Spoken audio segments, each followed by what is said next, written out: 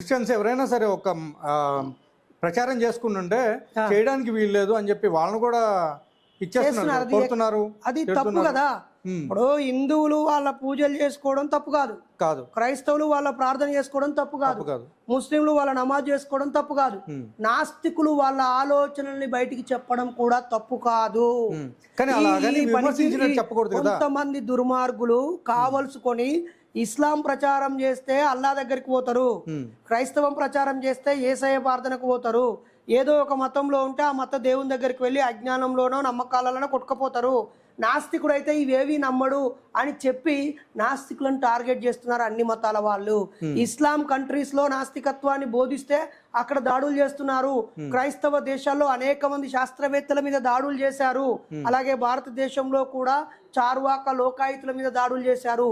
చార్వాకులు లోకాయుతులు ఆ రోజుల్లో వేదాలలో ఏమీ లేదు అని చెప్పారు.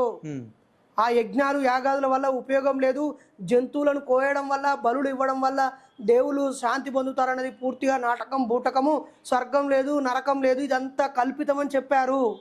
వాళ్ళని కూడా ఎక్కడికక్కడ అట్లా చెప్పారు అనేది ఎందుకు లేవు బోలన్నీ ఎక్కడ. ఎందుకంటే మీరు చిన్నప్పటి నుంచి మీరు ఫాలో అయిన చెప్పారు, మీరు పూజలు చేశారని చెప్పారు, మీరు మీ పేరెంట్స్ ఏదైతే చెప్పారో అది చేశాను అని కూడా చెప్పడం జరిగింది.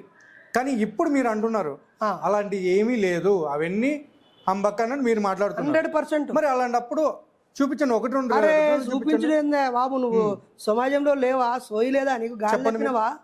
నిన్నటికి నిన్న ఒక ఇళయరాజా అనే ఒక ప్రముఖ విద్వాంసుడు, సంగీత విద్వాంసుడు, అనేక దేవుళ్ళకి తాను గొప్ప గొప్ప పాటలు రాసిన భక్తుడే ఆయన.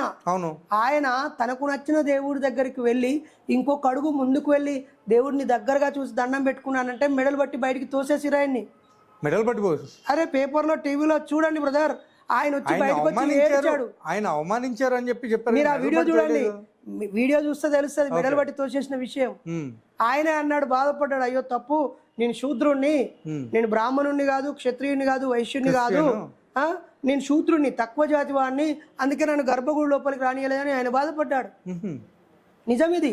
ఇక్కడ మన గౌరవ కేసీఆర్ తెలంగాణను సాధించి 10 ఏళ్లు పాలించిన ఒక ముఖ్యమంత్రి యాదాద్రి భువనగిరి దేవాలయానికి వెళ్తే ఆయన 1000 కోట్లు ఖర్చు పెట్టించి నిర్మించి డెవలప్ చేసినా కూడా గర్భగుడిలోకి వచ్చే అర్హత లేదని ఆయన అక్కడ ఆపి గవర్నర్గా ఉన్నటువంటి